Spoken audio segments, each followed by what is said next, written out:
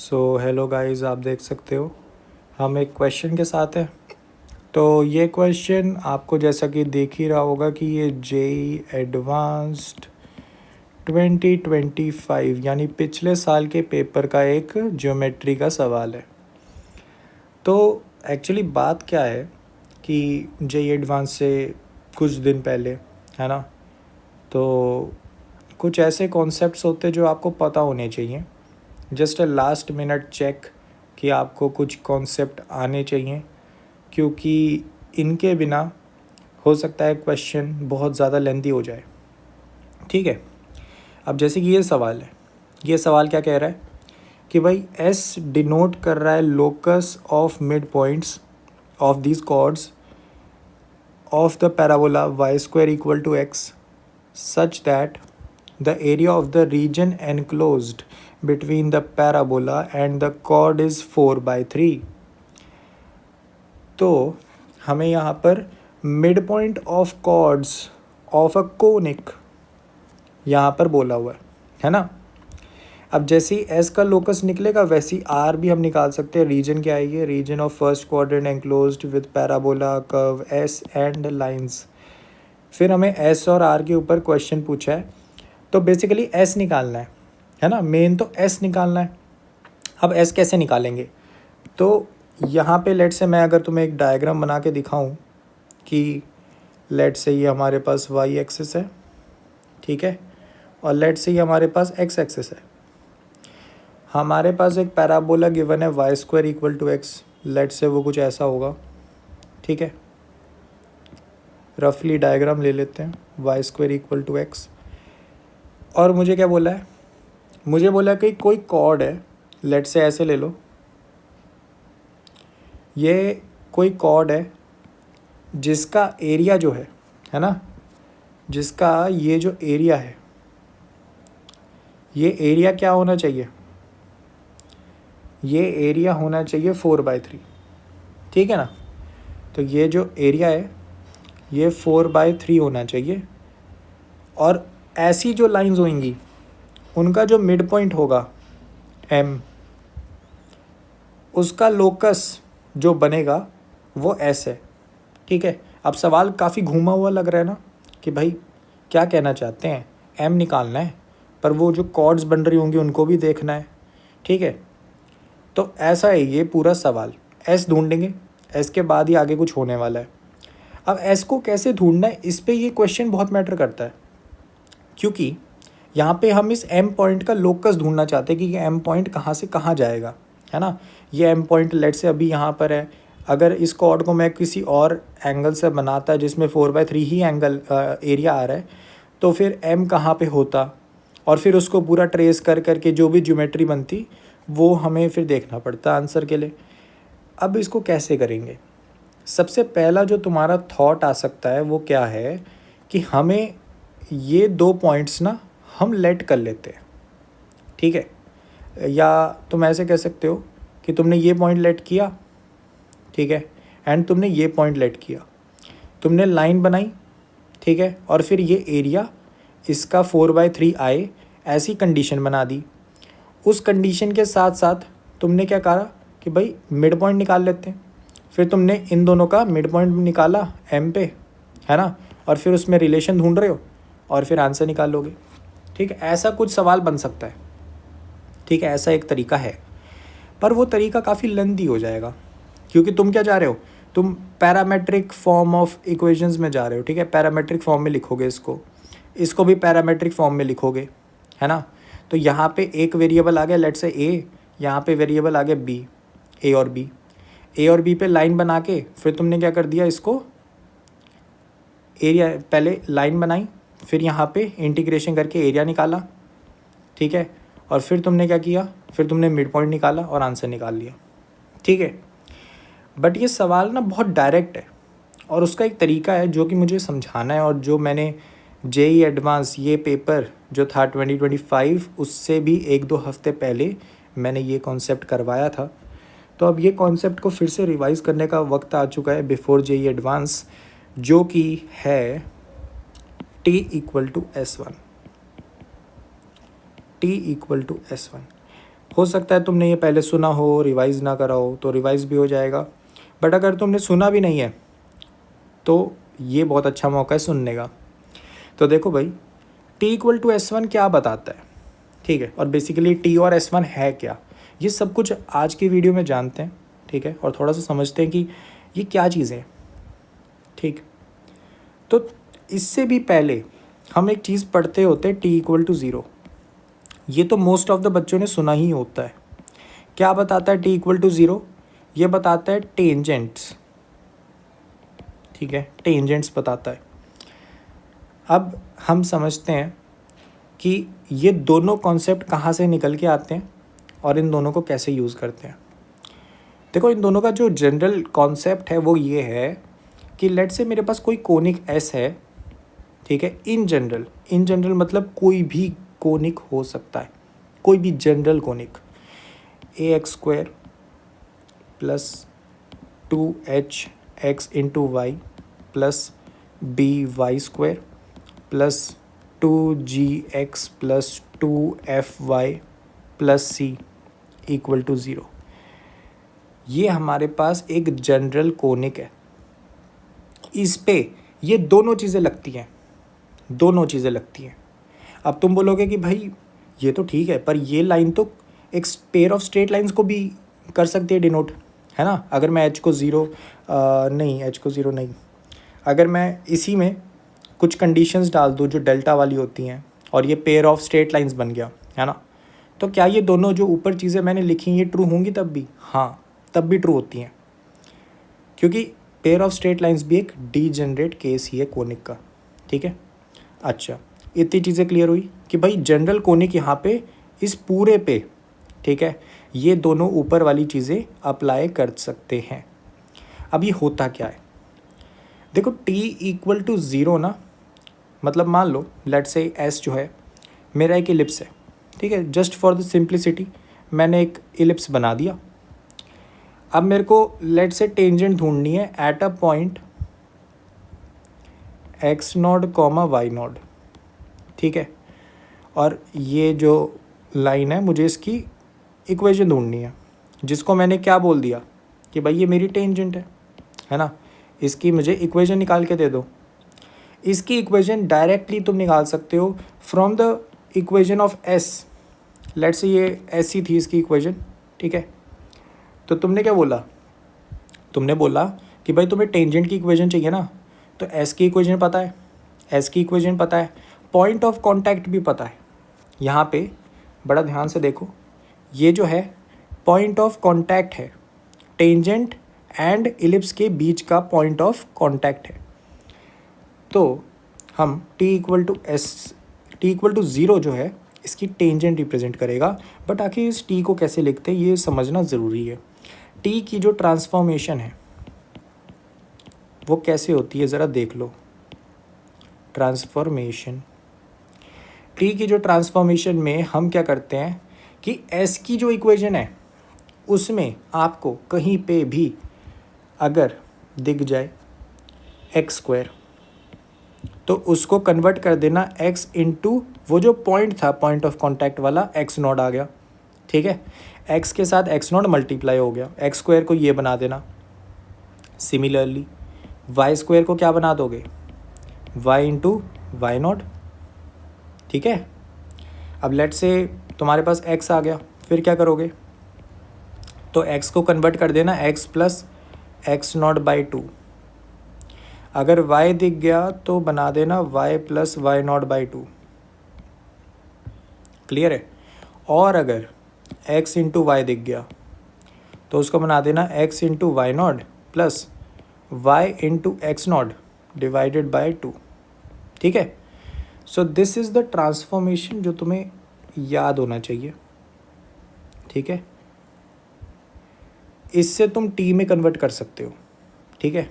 अब जैसे ये जो लिखा हुआ है ना, ये जो लिखा हुआ है पूरा इक्वेशन S का, अगर मैं इस पर T लगाऊं, T की ट्रांसफॉर्मेशन करूं, यहाँ पर T बना दूं इसको, तो कैसे बन जाएगा बताओ भाई, बताओ। यहाँ पे मुझे x² दिखा तो मुझे इसको क्या बना देना चाहिए, इसको बना दूंगा x इंटू x0, ठीक है। मुझे x इंटू वाई दिख गया, तो मैं इसको क्या बना दूंगा, x into Y not plus Y into X not divided by 2। वैसे मुझे वाई स्क्वायर दिखा, इसको क्या बना दूंगा, Y into Y not. X को क्या बना दूंगा, X plus X not by 2। Y को क्या बना दूंगा, Y plus Y not by 2। और सी को क्या बनाऊंगा, कुछ भी नहीं, सी को एज इट इज़ रख देना, कॉन्स्टेंट्स को नहीं छेड़ना, ठीक है, कांस्टेंट वैल्यू को नहीं छेड़ना, जहाँ पे वेरिएबल है उन पे ट्रांसफॉर्मेशन करनी है। क्लियर है, समझ गए इतनी बात? चलो बढ़िया। अब अगर तुम इतना समझ गए तो तुमने टी को बनाना सीख लिया, टी को बनाना सीख लिया। अब वही चीज़ हम समझने वाले हैं कि लेट्स से मैं एक पेज ऐड करूँ, ठीक है, लेट्स से एक पेज ऐड किया मैंने। अब देखो टी बनाना सीख गए, S1 कैसे बनाते हैं, टी तो बनाना सीख गए ना। अब टी इक्वल टू 0 तुम लिख सकते हो, इसकी टी इक्वल टू 0 लिख के दिखाने की मेरे हिसाब से ज़रूरत नहीं है, मैंने तुम्हें बता ही दिया एक्स स्क्वायर क्या बनेगा, एक्स इंटू वाई क्या बन जाएगा, और वो जो भी रिजल्टेंट आएगा उसको 0 के बराबर रख देना, ठीक है, तो वही टेंजेंट है। अब टी इक्वल टू S1 की अगर बात करूँ तो S1 क्या होता है, S1 ट्रांसफॉर्मेशन। S1 कैसे बनाएं, एक्चुअली S1 कुछ होता नहीं है, S1 में होता है कि पुट कर दो X not comma Y not in S, ठीक है। X not comma Y not क्या है, पॉइंट है ना, पॉइंट है ना, तो इसमें डाल दो वो पॉइंट, ये क्या बन जाएगा, एक्स नॉट का square, X not into Y not, ये क्या बन जाएगा, वाई नॉट का स्क्वायर, ये बन जाएगा एक्स नॉट, ये बन जाएगा वाई नॉट। सिंपल, तुमने पॉइंट को पुट कर दिया, समझ रहे हो, तुमने पॉइंट को पुट कर दिया, वो होता है S1। क्लियर है। अब देखो टी इक्वल टू 0 तो तुम काफ़ी समय से यूज़ कर रहे होगे, ये तो टेंजेंट निकालने का बहुत ही बेसिक सी चीज़ है और काफ़ी टीचर्स बताते हैं इसको। टी इक्वल टू S1 भी काफ़ी टीचर्स बताते हैं, ठीक है, बट अगर तुम्हें नहीं पता तो टी इक्वल टू S1 क्या करता है ना, कि एग्जैक्टली वही चीज़ जो ये सवाल पूछ रहा है, क्या पूछता है कि भाई अगर मुझे जो कॉर्ड है उसका मिड पॉइंट पता है m, तो मैं उस कॉर्ड की इक्वेशन निकाल सकता हूँ with respect to some general conic, ठीक है। तो जैसे कि इस सवाल में हमें क्या बोला था कि भाई इस मिड पॉइंट का मुझे लोकस निकालना है और इसकी जो कॉर्ड बनेगी उसका 4/3 एंक्लोज्ड एरिया होना चाहिए पैराबोला के साथ। तो मैं क्या कर सकता हूँ इस सवाल में कि भाई ऐसा करो, m को मान लो h कॉमा के, देखा लोकस वाले सवाल में h कॉमा के मानते ही हैं, है ना, फिर h कॉमा के में अगर कोई रिलेशन निकल गया मतलब हम कहते हैं लोकस निकल गया। अब देखो m h कॉमा के मान लिया मैंने, और मैं बोल रहा हूँ कि ये जो रेड वाली लाइन है जो कि आपकी कॉर्ड थी उसको आप कैसे निकाल लो, t इक्वल टू S1 करके। अब समझ आया कैसे लगा ये कॉन्सेप्ट कि भाई t इक्वल टू S1 क्या निकाल के देता है, t इक्वल टू S1 निकालते कैसे, ये तो हमने सीख लिया कि t ऐसे निकलता है, S1 ऐसे बनता है, लेकिन t इक्वल टू S1 क्या रिप्रेजेंट करता है, वो रिप्रेजेंट करता है कि अगर किसी कोनिक के विद रिस्पेक्ट टू उसकी कॉर्ड का मिड पॉइंट गिवन हो, जैसे m यहाँ पर गिवन है, तो हम इस कॉर्ड की इक्वेशन लिख सकते हैं, ठीक है, इक्वेशन लिख सकते हैं। तो h कॉमा के यहाँ पर अगर मैं मान लूँ मिड पॉइंट जिसका मुझे लोकस निकालना है, तो t इक्वल टू S1 से इसकी इक्वेशन मैं डायरेक्टली निकाल सकता हूँ। क्लियर है, ठीक है। चलो फिर अब इसको t equal to S1 apply करके देखते हैं, अप्लाई करके देखते हैं। तो मुझे पता है यहाँ पर मेरा s क्या है, ये है ना, ये s है, तो अगर s लिखने की कोशिश करूँ, s क्या है हमारा, Y square minus X equal to 0। सही बात है कि नहीं, एक तरफ ले आते सबको ना, एक तरफ 0 होना चाहिए, एक तरफ सारी जो भी वेरिएबल्स वगैरह है, ठीक है, एक तरफ लेकर आया करो, फिर देखो, ठीक है, t इक्वल टू S1 या t इक्वल टू 0। तो यहाँ पे अगर मैं t इक्वल टू S1 लगाऊँ तो मुझे क्या मिलेगा, क्या मिलेगा, h कॉमा के डालेंगे इस बार, x not comma Y not नहीं, वो तो पॉइंट ऑफ कॉन्टैक्ट था, t इक्वल टू 0 वाली बात थी, ये तो हम मिड पॉइंट की बात कर रहे हैं। तो हमारे पास t कैसे आएगा, वाई स्क्वायर को बना देंगे y इंटू जो y कोऑर्डिनेट है k, माइनस यहाँ पे क्या आ जाएगा x प्लस h/2। क्लियर, और ये बराबर किसके आ जाएगा, S1 के। S1 में क्या करते हैं, पॉइंट ही डाल दो, पॉइंट ही डाल दो, तो ये आ जाएगा k स्क्वायर माइनस h। तो ये मेरे पास वो कॉर्ड की जनरल इक्वेशन आ गई। क्लियर है बात? ठीक है, अब ये कॉर्ड की इक्वेशन तो मुझे आ गई। अब मुझे 4/3 का देखना है हिसाब। तो हम ज़रा सा सॉल्विंग करते हैं। तो बेसिकली अभी हिसाब कैसा चल रहा है कि भाई ये हमारी वाई एक्सिस हो गई और लेट्स से ये हमारी एक्स एक्सिस है। हमारे पास एक पैराबोला था, ठीक है, और हमारे पास एक कॉर्ड थी, ठीक है। इसकी इक्वेशन क्या निकल गई है कॉर्ड की? Y into K minus X plus H by two equal to K square minus H, ठीक है। तो ये हमारे पास कॉर्ड की इक्वेशन निकल गई और जो पैराबोला था उसकी इक्वेशन तो हमारे पास पड़ी ही थी, Y square equal to X. हमें ये एरिया देखना है कि भाई ये जो एरिया है ये हमारा क्या निकल के आना चाहिए, 4/3, ठीक है। तो कैसे देखेंगे? वाई एक्सिस से देख लेते हैं, है ना। वाई एक्सिस से देख लेते हैं कि भाई ये क्या निकल के आ रहा है ना, वाई एक्सिस के पर्सपेक्टिव में। तो हमें थोड़ा सा यहाँ पर सॉल्विंग करनी पड़ सकती है, ठीक है। तो हम क्या करेंगे, एक्स को वाई स्क्वायर डाल सकता हूँ ना, तो वाई की 2 कोऑर्डिनेट्स निकल जाएंगे, ठीक है। तो दोनों इक्वेशन में अगर मैं ऐसा करता हूँ कि पैराबोला का ये जो एक्स है, इस एक्स को निकाल के यहाँ पे डाल दूँ तो इक्वेशन सॉल्व करते हैं।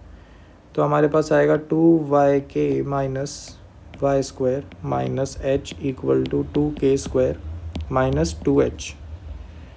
तो अगर मैं क्वाड्रेटिक बनाऊँ, वाई स्क्वायर माइनस 2yk, ठीक है, और प्लस में 2k square minus H equal to 0, ये बन रहा है। तो ये मेरे पास आ रहा है Y square Y minus K का whole square plus K square minus H equal to 0। तो वाई की 2 आंसर निकल रहे हैं। क्या निकल रहा है? एक होगा के plus root H minus K square by 2, ठीक है, या सीधा ही निकलेगा, ये आ गया। और एक निकलेगा के minus root H minus K square. Clear है? तो ये मेरे पास लिमिट्स निकल गई, ठीक है। ये मेरे पास लेट से y2 है, ये लेट से y1 है। तो यहाँ ग्राफ में देखोगे y1 से y2 जा रही है इंटीग्रेशन, ठीक है। तो अब हमें क्या करना है? अब हमें सिंपली इंटीग्रेट करना है, ठीक है। हम इंटीग्रेशन कहाँ से कहाँ तक करेंगे? y1 से y2, और यहाँ पे एक्स का निकाल लेते हैं। देखो पैराबोला थोड़ा नीचे वाली साइड है ना, उसका एरिया कम होगा। पैराबोला थोड़ा वाई एक्सिस के क्लोज है तो इसका एरिया कम है, लाइन का ज़्यादा है। लाइन से माइनस करेंगे पैराबोला वाले को। इसकी एक्स की वैल्यू निकाल लेते हैं। एक्स की वैल्यू क्या आएगी? तो Y K plus H minus K square का twice minus H equal to X है, ठीक है। तो मेरे पास क्या आ गया? 2yk माइनस 2k स्क्वायर और प्लस में h, ठीक है। ये हमारा स्ट्रेट लाइन हो गया कॉर्ड, और उसमें से हम वाई स्क्वायर माइनस करेंगे जो कि पैराबोला वाला एरिया आएगा, और ये हमारे पास आ गया dy। अब ये हमारा क्या आ जाएगा? एरिया, जो कि 4/3 होना चाहिए। सही बात है कि नहीं? इसको सॉल्व करते हैं। सो इसमें कैलकुलेशन करते हुए हम क्या कर सकते हैं कि स्क्वायरिंग कर देते हैं, ठीक है। अगर तुम ऑब्ज़र्व करो तो यहाँ पे वाई स्क्वायर और ये टर्म और इधर से एक के निकल कर होल स्क्वायर बन जाएगा, ठीक है। तो यहाँ पे हमारे पास क्या बचा? H minus K square plus यहाँ पे क्या बना? वाई माइनस के का होल स्क्वायर, ठीक है, वो भी नेगेटिव में। ये हमारे पास बन गया, ठीक है, dy। ये हमारा जा रहा है y1 से y2। अब इसका फ़ायदा क्या हुआ ये आपको आगे कैलकुलेशन में दिख जाएगा कि अगर मैं इंटीग्रेट करता हूँ अब तो मेरे पास क्या मिल जाएगा? y माइनस के का क्यूब डिवाइडेड बाय 3 माइनस यहाँ पे क्या बन जाएगा h minus K square times y, और इसमें वैल्यू क्या डाल देंगे y1 क्या हमारा था, y1 क्या था भाई, y1 था k minus root of h minus K square, यहाँ पे क्या था k plus root of h minus K square. ठीक है, ये हमारा 4/3 आना चाहिए। तो अगर मैं डालता हूँ ये वैल्यू, तो सबसे पहले तो इधर डलेगी, इधर y पे डलेगी, है ना। तो y पे ये वैल्यू डलेगी तो कैसे होगा, ये आ जाएगा k प्लस रूट, ठीक है, माइनस k माइनस रूट। क्या निकल के आ रहा है कि भाई k कट गया, है ना, और ये ट्वाइस ऑफ रूट बन गया h माइनस के स्क्वायर। ठीक है, तो ये y की वैल्यू निकल के आ गई। सिमिलरली अगर हम इसको देखें एज अ होल क्यों कह रहा हूँ मैं, क्योंकि मेरे को y की वैल्यू क्या डालनी थी, y की वैल्यू डालनी थी ये और ये।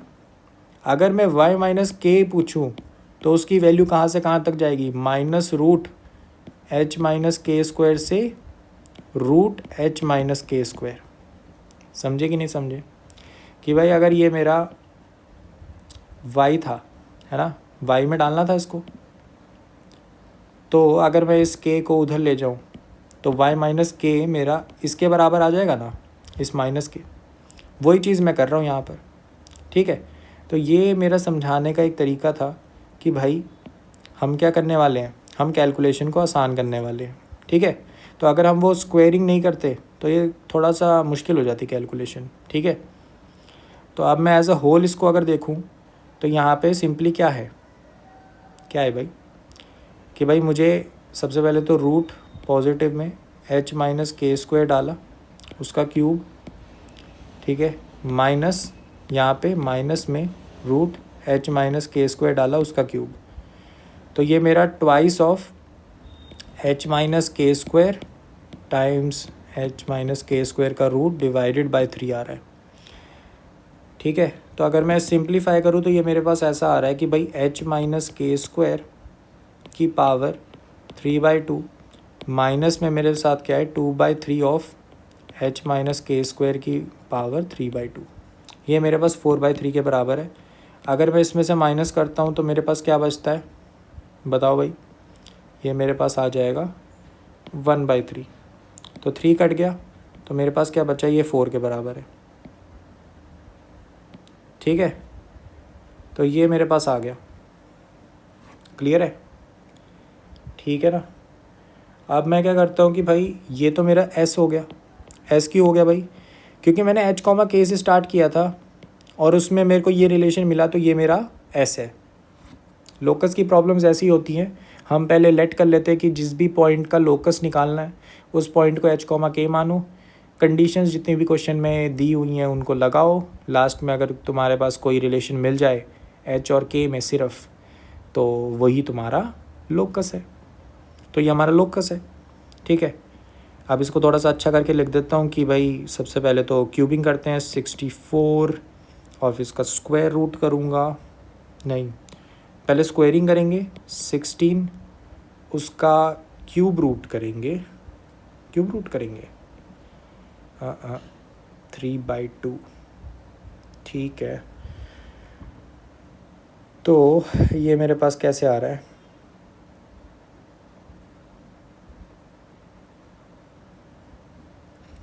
ट्वाइस हो गया ना ये।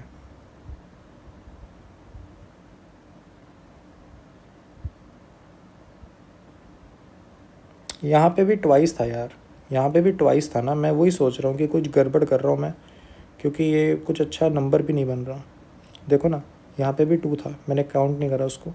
तो ये 2 minus 2/3 of root h minus K square की क्यूब आने वाला है, और ये 4/3 के बराबर है। 2 माइनस 2/3 कितना बनता है, 4/3। 4/3 पूरा कट गया, तो इसका मतलब मेरे पास लोकस क्या निकल के आया, h माइनस के स्क्वायर की पावर 3/2 इक्वल टू 1। अगर मैं ये पावर हटाऊँ क्योंकि 1 के बराबर हो रहा है तो अंदर वाली चीज़ पूरी 1 ही होनी चाहिए, तो मेरे पास h minus K square equal to 1 आ रहा है। इसका मतलब क्या हुआ भाई, इसका मतलब क्या हुआ? इसका मतलब ये हुआ कि मेरे पास जो s निकल के आ रहा है वो क्या आया, h minus K square equal to 1। अगर मैं x और y बनाऊँ तो y माइनस एक्स स्क्वायर, है ना, sorry x minus Y square equal to 1 आ रहा है। तो वाई स्क्वायर के अगर पर्सपेक्टिव में बात करूँ तो मेरे पास आंसर क्या आ रहा है, x minus 1। This is s। ठीक है, क्लियर है? तो s निकल गया भाई। अब क्वेश्चन देख लो क्या पूछ रहा था। क्वेश्चन पूछ रहा था 4,√3। यहीं पे देख लेते हैं, Y square equal to X minus 1 आ रहा है s। तो इन्होंने पूछा क्या, इन्होंने पूछा 4,√3 अगर इसको सेटिस्फाई कर रहा है तो जो कि सही बात लग रही है, क्योंकि √3 का स्क्वायर इक्वल टू 4 - 1 पूछ रहा है, जो कि बिल्कुल बराबर है। तो ए ऑप्शन सही है। 5,√2 पूछा इसने, तो 5√2 का स्क्वायर क्या 5 - 1 के बराबर होता है? बिल्कुल नहीं, क्योंकि राइट हैंड साइड 4 बन रहा है, लेफ्ट हैंड साइड 2 बन रहा है, बराबर नहीं है, तो गलत है, बी ऑप्शन गलत है। अब देखना है आर क्या है, रीजन, वही एरिया पूछा हुआ है। ठीक है, एरिया पूछा हुआ है। तो यहाँ पे अगर आप डायग्राम बनाते हो, क्योंकि तुम्हें पता है एस क्या है ना, तो अब डायग्राम अगर हम बनाते हैं तो हमारे पास क्या निकल के आता है कि भाई ये जो है, ये लेट से वाई एक्सिस है, ये हमारे पास एक्स एक्सिस है। तो ये हमारे पास ओरिजिनली पैराबोला था, ठीक है, और हमने जो निकाला है वो कुछ ऐसा है, ये एस है, ठीक है, ये एस है, ये हमारा पैराबोला पी है। इन्होंने क्या बोला, एरिया निकाल दो। एरिया कहाँ से कहाँ तक का, एस और पैराबोला और लाइन 1 to 4, 1 to 4 बोल रहा है भाई, 1 to 4। देखो 1 वाला पॉइंट तो यही निकल जाएगा, है ना, जब x की वैल्यू 1 है तो y 0 है। तो ये हमारे पास वो लाइन आ गई x इक्वल टू 1 वाली, और x इक्वल टू 4 वाली कहीं यहाँ पे होगी लेट से। तो उसने बोला कि एरिया बता दो इसका, ठीक है, एरिया बता दो इसका, ठीक है, क्लियर है। इसका एरिया उसने नहीं पूछा है, पहले ही बोल रहा हूँ, इसका एरिया उसने नहीं पूछा। अगर आप ध्यान से देखोगे क्वेश्चन को तो उसने क्या पूछा है कि lying in the first quadrant, ठीक है, फर्स्ट क्वाड्रेंट का पूछ रहा है सिर्फ, ध्यान रखना। तो हम क्या करेंगे, कैसे निकालेंगे एरिया को, सिंपल है कि अब आप एक्स एक्सिस के विद रिस्पेक्ट टू एरिया निकाल लो, है ना। एस का जो एरिया निकलेगा विद रिस्पेक्ट टू एक्स और पी का जो निकलेगा उन दोनों को सब्ट्रैक्ट कर देना, ठीक है। तो तुम्हारे पास सिंपल क्या निकला कि भाई इंटीग्रेशन 1 से 4, ठीक है, ये तुम्हारे पास वो आर वाले का एरिया आने वाला है। तो ये तुम्हारे पास आना है पी के एरिया, है ना। पी क्या था, Y square equal to X, तो ये √x आएगा, √x minus root of x minus 1 dx। ये तुम्हारे पास ग्रीन रीजन निकल के आने वाला है। तो 1 से 4 √x का इंटीग्रेशन क्या हो जाएगा, x की power 3/2 divided by 3/2 minus x minus 1 की पावर 3/2 डिवाइडेड बाई 3/2, ठीक है। इस पे तुम्हें वैल्यूज़ डालनी है, 4,1, तो ये 1 है, ये 4 है, तुमने इस पे वैल्यूज़ डाली तो यहाँ पे क्या बन जाएगा, 4 का स्क्वायर रूट 2 है 8 माइनस 1 डिवाइडेड बाई 3/2 पहले वाला। दूसरे वाला क्या बनेगा, 3 का रूट 3√3 माइनस 0 हो जाएगा 1, तो है ना, 1 वाला 0 हो जाएगा डिवाइडेड बाई 3/2। ये तुम्हारा 7 निकल के आ रहा है, तो तुम्हारे पास ये बन गया, तो ये तुम्हारे पास बन गया 7 × 2/3 माइनस 3 से 3 कट गया 2√3। तो ये तुम्हारे पास आंसर निकल के आ रहा है 14/3 minus 2√3। This is the area of the green region, ठीक है।